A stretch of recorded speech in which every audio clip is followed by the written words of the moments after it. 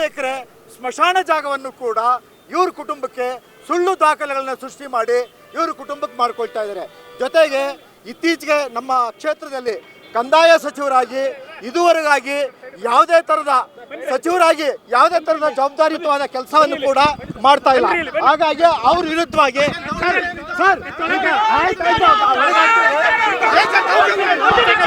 ನಾವು ಮತ್ತೆ ಹಾಕಿ बोलो भारत माता की बोलो भारत माता की बोलो भारत माता की बोलो भारत माता की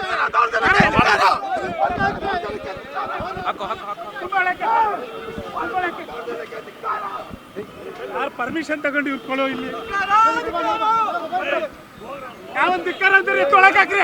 ಯಾರಾಗ್ತಾರೆ ಎಂಎಲ್ಎ ಅಭ್ಯರ್ಥಿ 2028 ಶೀಘ್ರದಲ್ಲೇ. ಪ್ರತಿದಿನ ಒಂದೊಂದು ಕ್ಷೇತ್ರದ ಟಿಕೆಟ್ ಆಕಾಂಕ್ಷಿಗಳ ಸಂಪೂರ್ಣ ಮಾಹಿತಿ ಪೊಲಿಟಿಕಲ್ ಜರ್ನಲಿಸ್ಟ್ ಕೆಎಂ ಶಿವಕುಮಾರ್ ಅವರಿಂದ. ಕರ್ನಾಟಕದ ನಂಬರ್ 1 ಡಿಜಿಟಲ್ ಮೀಡಿಯಾ ನಿಮ್ಮ ನೆಚ್ಚಿನ ಕರ್ನಾಟಕ ಟಿವಿಯಲ್ಲಿ ಮಾತ್ರ.